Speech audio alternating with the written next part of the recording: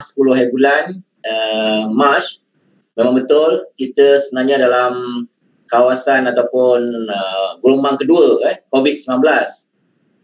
Selepas saja saya angkat sumpah Datuk Seri, saya terus mendapatkan taklimat penuh terhadap kes COVID-19 di Malaysia dan di dunia ya.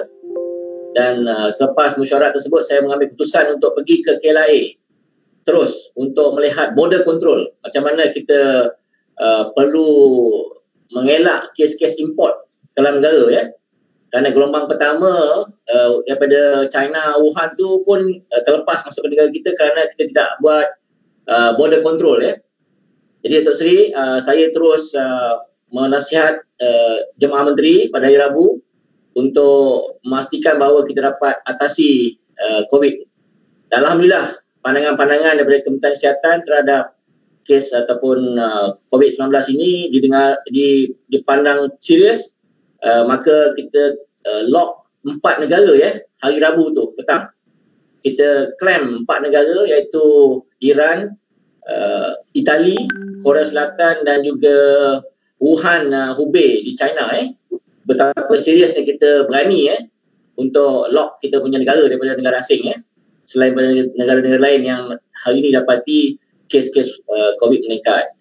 Dan saya ucap terima kasih kepada Datuk Seri kerana memberi saya semangat sebenarnya bila saya dengar Datuk Seri sentiasa mengambil berat terhadap COVID-19 ini dengan saya mencadangkan supaya diadakan MCO ataupun PKP pada 18 hari bulan kerana kita tak mahu adanya mass gathering, tak mahu adanya transmisi COVID ni kerana ada konteks sosial sebab tu kita minta supaya tidak ada gathering ataupun kita mengadakan penjarakan sosial dan kebersihan diri. Akta 342 dipakai penuh Datuk Seri. Menteri Kesihatan bawah Datuk Seri lah sebenarnya yang menggunakan akta sepenuhnya untuk mengekang ataupun menghalang penularan COVID-19 Datuk Seri.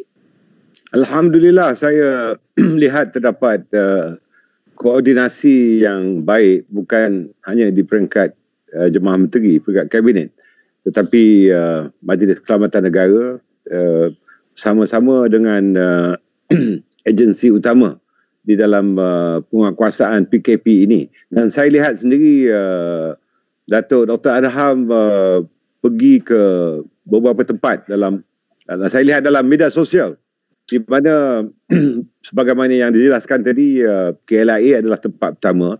Dan saya mengucapkan tahniah juga kerana semua pintu-pintu masuk udara, darat dan laut di sepadan-sepadan kita telah dijalankan sepenuhnya, dan ini tentunya dapat menyekat daripada kemasukan virus yang datang dari luar.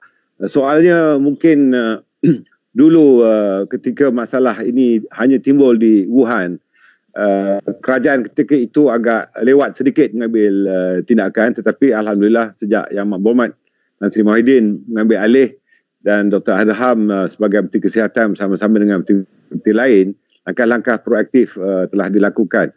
Dan saya harapkan menteri-menteri yang terlibat secara langsung dan tidak langsung mesti sentiasa muncul di media, tetapi biar hanya seorang jurucakap saja supaya tidak timbul kekeliruan di bawah.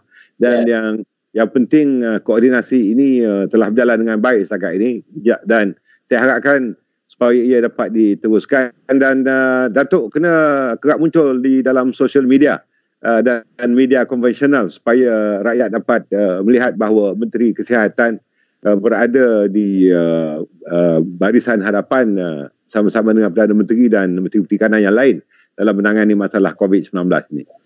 Betul, Datuk Seri. Memang kita sentiasa bersiap siaga kerana apa yang Datuk Seri beritahu, 10 hari bulan tu kita telah ada satu kluster baru yang muncul yang kerajaan sebelum ini tidak dapat bendung, iaitu kluster tablik. Dia berlaku pada 27 hingga 3 Mac. Ini sungguh besar. Sampai ke hari ini kita tak dapat lagi menghentikan penularan. Masih lagi ada kes-kes daripada kluster tablik yang telah menjangkiti hingga ke generasi kelima ya. Jadi kalau kluster tablik tersebut dapat dihalang sebenarnya Tuan Sri, ni gelombang kedua ni tak akan berlaku. Kita mungkin hanya ada kes-kes kecil, kluster kecil saja ya. Jadi itulah tugas kita dengan 270,000 orang kekuatan frontliner Kementerian Kesihatan yang digerakkan oleh saya sendiri bersama DG dan Ketua Setiausaha, dan juga dengan mandat diberi oleh Perdana Menteri yang mana sering mengadakan mesyuarat-mesyuarat bersama menteri-menteri dan juga Majlis Keselamatan Negara. Kita terus bergerak, move on. Kita tak boleh kita terus tak toleh belakang, kita move on terus dengan frontliner kita hinggakan ada dakwaan-dakwaan mengatakan bahawa banyak yang tidak dapat dilakukan dengan sempurna seperti penggunaan PPE, personal protective equipment. Tetapi kita belajar dari Itali Tuan Sri, di mana Itali sebenarnya banyak kes meninggal dunia kerana mereka tidak dapat siapkan fasiliti hospital seperti ventilator. Ventilator penting dan kebanyakan kes COVID ini akhirnya dia terpaksa pakai ventilator kerana pernafasan mereka menjadi masalah.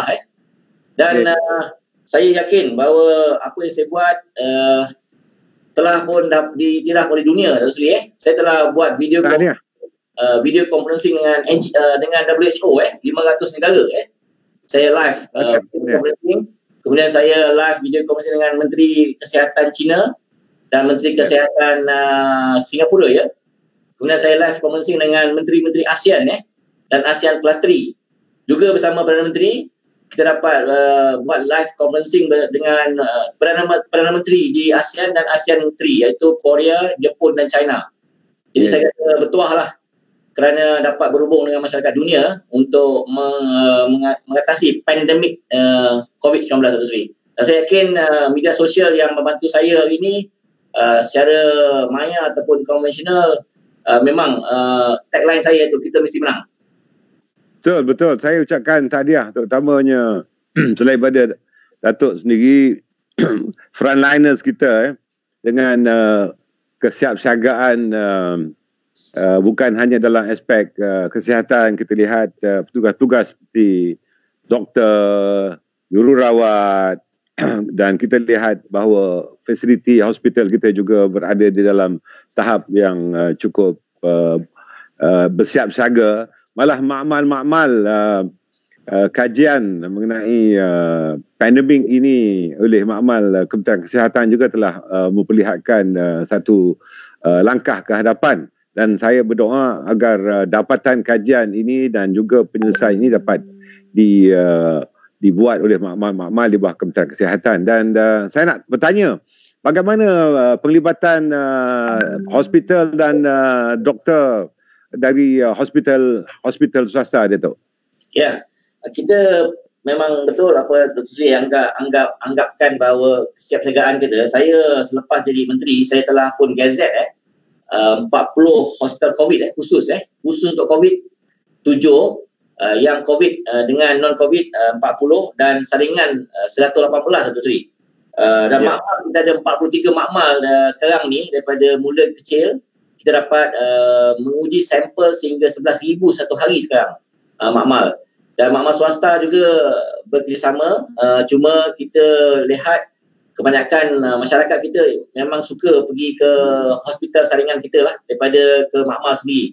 Jadi kita mengusahakan supaya kekuatan ujian yang menggunakan RT real time polymerase chain reaction itu untuk mengesan antigen itu paling penting kerana itu saja boleh kita membuat keputusan untuk decide sama ada mereka ni positif atau tidak. Menggunakan RTK antibody itu belum digunakan lagi kerana itu tak boleh mengesahkan antigen ada atau tidak dalam badan seseorang pesakit COVID. Dan hari ini kita ada 5,251 kes keseluruhan Dr. Sri, dan kes sembuh yang paling penting ialah 2,198 kes sembuh 2,967 menunjukkan bahawa fasiliti kesihatan Malaysia sangat baik. Itu merupakan satu peratusan pencapaian yang agak tinggi dan tahniah Datuk. Ya, 56% peringkat Malaysia. Dunia baru 30% saja. Ya, kita melepasi paras pencapaian di peringkat antarabangsa ni, Datuk. Ya, Ya, bagus. Tahniah. Jadi Ya. jadi kita sekarang ni ingin melihat bahawa kita tidak akan berputus asa lah untuk terus menyekat ataupun menghentikan penularan COVID. Sebab tu kita menyambung PKP fasa ketiga, Datuk Seri, supaya kita dapat kekalkan social distancing, dapat adakan mendidik masyarakat dengan new norm, dengan normal baru kehidupan. Terutama sekali berhubung dengan negara-negara dunia menggunakan video conferencing. Dengan Datuk Seri sendiri gunakan video conferencing. Kalau tak, saya jumpa terus je. Saya boleh berapa. Tapi takut COVID dijemput atau menjemput. Tu. Ini ramai orang nak tahu ni, Datuk. Ini PKP ni, adakah akan dilanjutkan hingga selepas Hari Raya? Ramai di luar nak tahu ni. Kalau, yalah, walaupun ini di bawah keputusan Jemaah Menteri nanti ataupun atas nasihat Majlis Keselamatan Negara dengan pandangan daripada Kementerian Datuk sendiri. Tapi pada pandangan Datuk lah, bagi mengelakkan agar COVID-19 ni tidak menular langsung dan kita lihat bahawa ada terdapat beberapa kes yang telah sembuh. Akhirnya di sebuah negara terdapat lebih kurang dalam 141 yang telah sembuh itu telah mengalami permasalahan semula. Jadi apa pandangan Datuk mengenai ada di kalangan orang-orang kampung yang bekerja di bandar, saya juga orang kampung duduk di bandar dan hasrat untuk balik kampung ketika bulan puasa, ketika raya. Jadi boleh Datuk bagi gambaran, adakah COVID ini akan berhenti dan PKP akan berhenti, atau ramai beranggapan bahawa PKP ini akan diteruskan selepas Hari Raya? Bagaimana pandangan Datuk? Saya memang betul sukar untuk membuat keputusan, Datuk Seri, kerana ini ialah epidemiologis. Ini bentuk epidemik.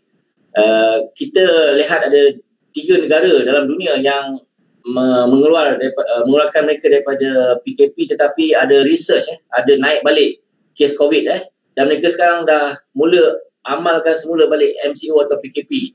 Jadi sekarang ni kita nampak tugas kita untuk mendatangkan lengkuk PKP, mendatangkan lengkuk COVID tu nampak dah berhasil. Dan saya jangka pandemik COVID ni tidak akan berakhir sehingga bulan raya, bulan puasa, in fact bulan raya. Tetapi kita boleh buat sesuatu yang bermanfaat kepada negara, terutama sekali dari segi ekonomi. Kita boleh balancekan kawasan hijau yang telah pun kita kenal pasti sekarang ni. Kawasan hijau, kawasan kuning dan kawasan merah.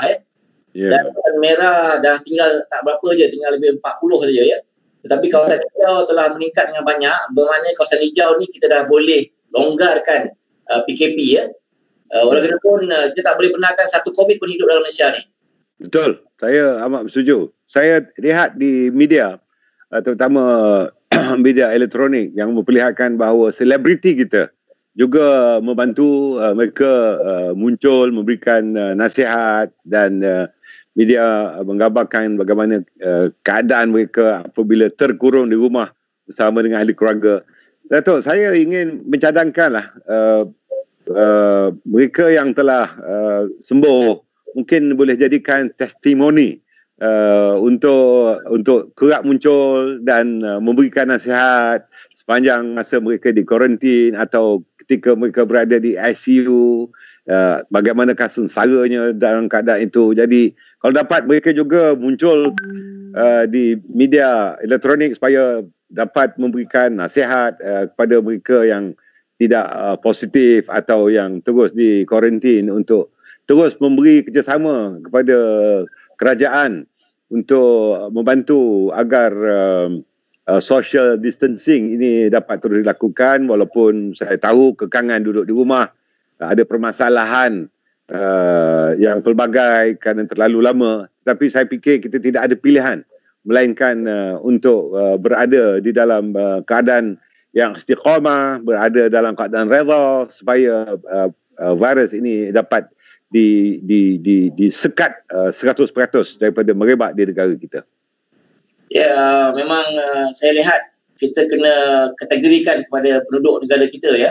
ada yang vulnerable seperti mereka yang mudah dijangkiti, kes-kes seperti ada darah tinggi, kencing manis yang menunjukkan banyak kes-kes COVID dan juga kematian di peringkat komorbid ni pun tinggi.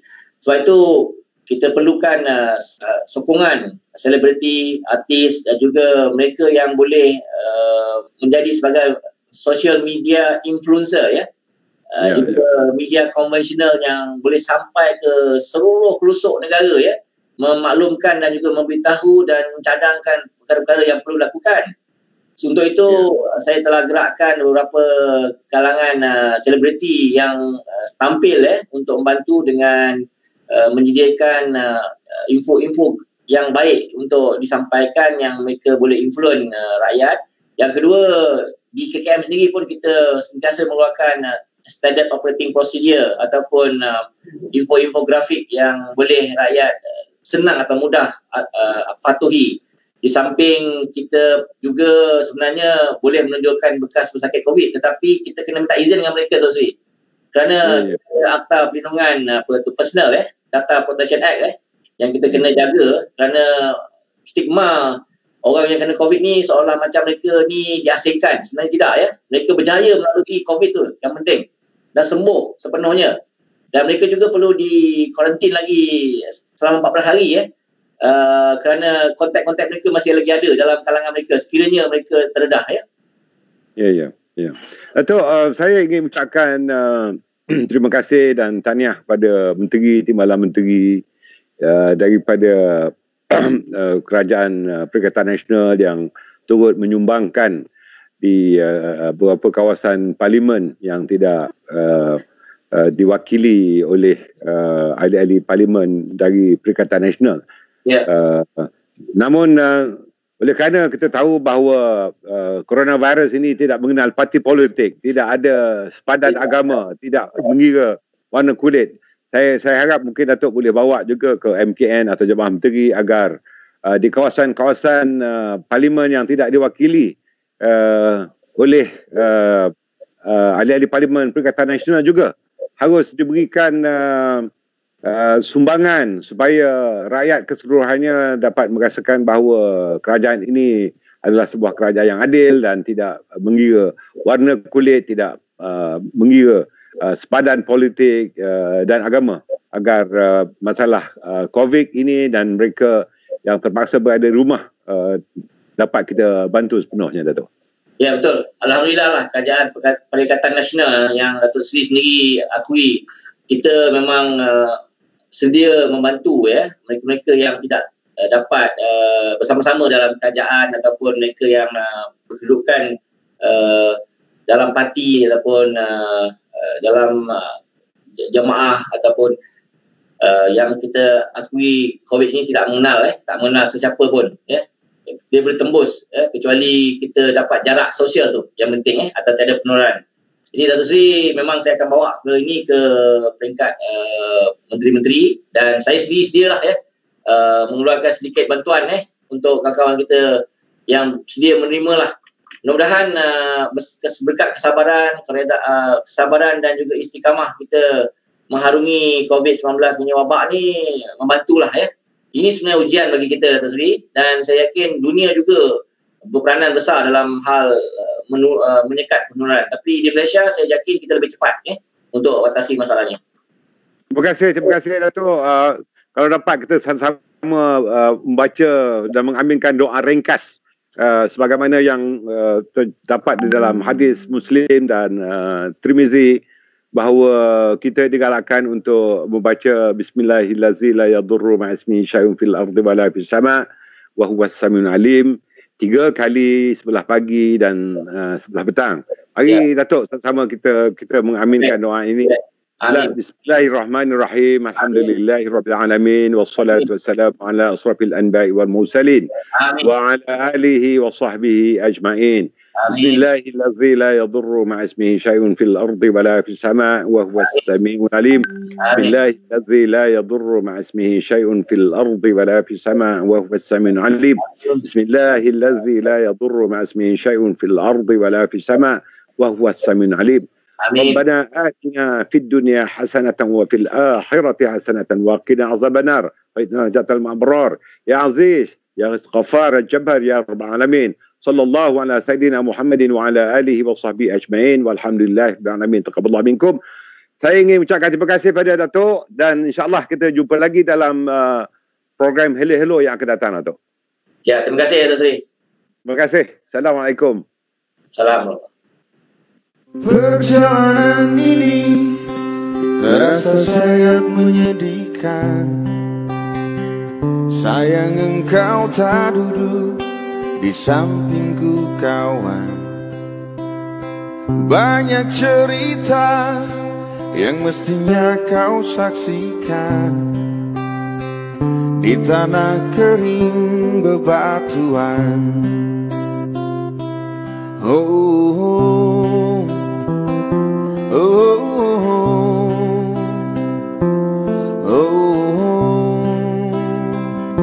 oh.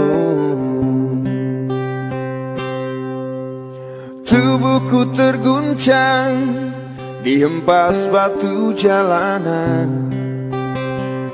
Hati tergetar menampak kering rerumputan. Perjalanan ini pun seperti jadi saksi. Gembala kecil menangis sedih. Oh, kawan coba dengar apa jawabnya ketika ia kutanya mengapa. Bapak ibunya telah lama mati ditelan bencana tanah ini. Sesampainya di laut, ku kabarkan semuanya kepada karang, kepada ombak, kepada matahari. Tetapi semua diam, tetapi semua bisu. Tinggal aku sendiri terpaku menatap langit. Barangkali di sana ada jawabnya. Mengapa di tanahku terjadi bencana? Mungkin Tuhan mulai bosan melihat tingkah kita yang selalu salah dan bangga dengan dosa-dosa. Atau alam mulai enggan bersahabat dengan kita. Coba kita bertanya pada rumput yang bergoyang.